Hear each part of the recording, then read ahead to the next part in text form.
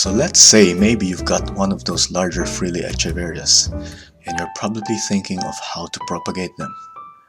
You could try their leaves, but these big ones are not as successful with leaf propagation as the smaller types. And worse, there's not a lot of leaves to work with.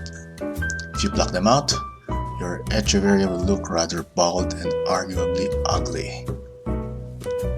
Larger cultivars as these rarely produce pops or offsets and just keep growing taller and taller until they topple over from their own weight. To prevent this from happening, you will need to reset them by cutting the head off of the stem and letting the head re-root. This is something you might have to do every few years. This technique works on any plant. For rosette-forming plants, this will produce new rosettes along the stem of the stump. For others, you can expect new branches to appear, making the growth look much thicker. You will want to do this on the more established, older, rather leggy plants.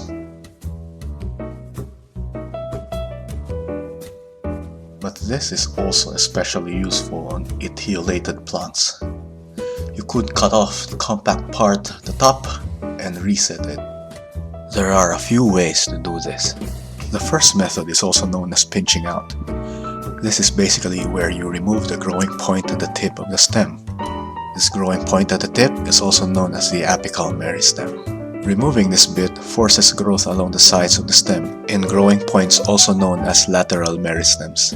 As you could probably imagine, this causes the least visual damage on the large frilly types as their leaves obscure the middle part, or at least while the pops are too small to push out of the leaves.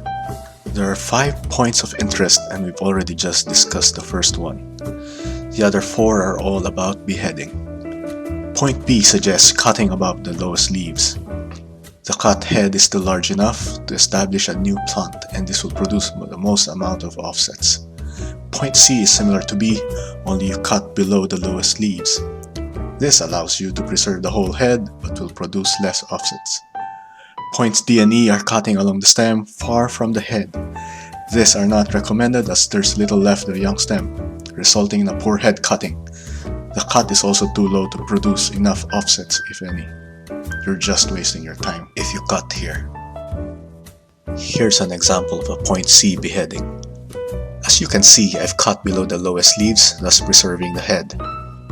This allows for the head to establish quickly and yet at the same time produce enough offsets to make it worth my while. After chopping off the head, you could immediately replant the stem with the roots in the dry medium and position it in shade or bright shade. Allow the cut along the stem to heal and fully callus before introducing any moisture. Once calloused, you can give it a soak every time the soil has fully dried out. As for the head, you will want to keep it away from soil until roots start coming out.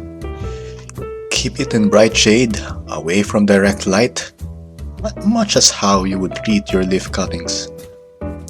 This is especially important if what you have is one of the more sensitive types. I've found that I can replant some in soil as soon as they have calloused without waiting for roots to come. But this is mainly because of the mild temperate climate in my area. It's not as humid as in the tropics. When in doubt, or if you are unsure of what you have, just leave it high and dry away from the soil. Depending on the cultivar and what season you're in, you'll find that the head will start rooting anywhere from several days or several weeks. Some might even take months. So patience is the key. Make sure not to water the head at all while it hasn't put out any roots yet. They might look dry, but this is expected. For best results, give them a good drink a few days before beheading, and do this during their growth period. Echeverias are dormant during winter and partially dormant in the peak of summer when it's really hot. You can also expect the same amount of weight before pops start appearing on the stem.